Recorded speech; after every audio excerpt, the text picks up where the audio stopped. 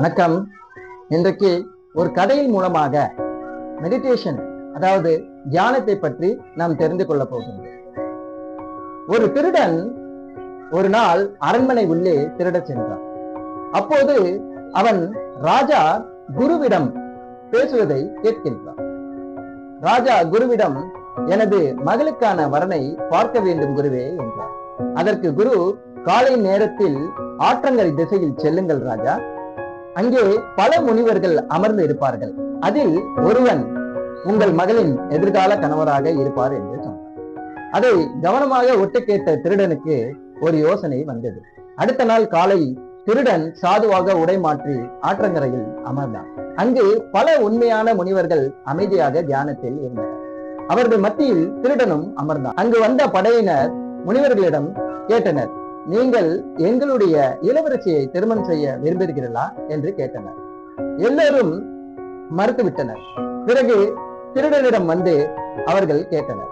அதற்கு அந்த திருடன் எந்த ஒரு பதிலும் சொல்லாமல் முழு அமைதியுடன் தியானத்தில் இருப்பது போல் அமர்ந்திருந்தார். முதலில் தளபதி வந்து கேட்கின்றார். ஆனால் அவருக்கு பதில் எதுவும் கிடைக்கவில்லை. அவர் வருத்தப்பட்டு அமைச்சருக்கு இந்த விஷயத்தை தெரிவிக்கின்றார். அமைச்சர் வந்தார். அவருக்கும் பதில் கிடைக்கவில்லை. சில மணி நேரங்கள் கடந்து சென்றன. இன்னும் திருடன் அமைதியாகவும் அசைவில்லாமலும் அமர்ந்திருந்தார். இறுதியில் ராஜாவே நேரடியாக வருகின்றார். அவர் அவனிடம், எனது மகளை திருமணம் செய்ய விருப்பமா உங்களுக்கு என்று கேட்கின்றார். அதற்கு அவனிடம் இருந்து எந்த ஒரு பதிலும் இல்லை. சுமார் சில மணி நேரங்களுக்கு பிறகு அந்த அமைதியால் ராஜாவின் உள்ளம் அதிர்ந்தது. ராஜா திருடனின் பாதங்களில் விழுந்து விட்டார். ராஜாவே விழுந்து விட்டார். அதனால் அவருடைய படைகளும் பரிவர்த்தனைகளும் அனைத்தும் விழுந்து விட்டன. அந்த நொடியில் திருடனின் வாழ்க்கை முழுமையாக மாறியது. அவனுடைய உள்மனம் கூறியது, ஒரு சாதுவாக நடிப்பதால் இவ்வளவு மரியாதை கிடைக்கும் என்றால் நான் உண்மையாக சாதுவாக மாறினால் என்ன ஆகும் என்று நினைத்தான். அந்த திருடன் அன்றைய தினமே ஒரு நல்ல மனிதனாக மாறினான். உங்கள் மனம் அமைதியாகவும் சலனம் இல்லாமலும் இருந்தால் நாம் விரும்பும் அனைத்தும் எளிதில் நம்மை தேடி தானாகவே வந்துவிடும். தியானத்தின் பொழுது நமது மனம் பல நிலைகளில் இயங்குகின்றது. அதாவது பீட்டா, ஆல்பா, தீட்டா, டெல்டா என்ற நிலையில் இயங்குகின்றது. நாம் விழிப்பு நிலையில் இருக்கும் பொழுது பீட்டா அலைகளிலும், அமைதியாக இருக்கும் பொழுது ஆல்பா அலைகளிலும், தூங்கும் போது தீட்டா அலைகளிலும், ஆழ்ந்த தூக்கத்தில் டெல்டா அலைகளிலும் இருக்கும். பொதுவாக தியானம் தொடர்ந்து செய்து வந்தால் நாம் விழிப்பு நிலையில் இருக்கும் போதே மனம் ஆழ்ந்த டெல்டா நிலையில் இருக்கும்.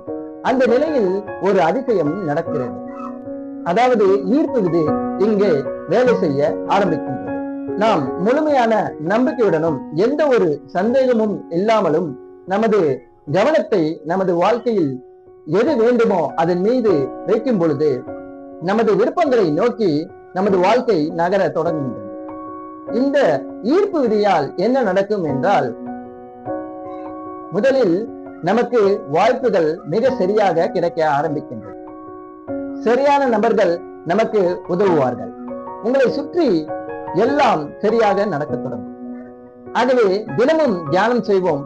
ஆழ்ந்த தியானத்தில் ஏற்படுகின்ற டெல்டா நிலையை அடைவோம்.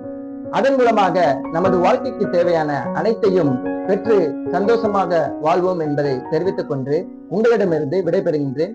நன்றி, வணக்கம்.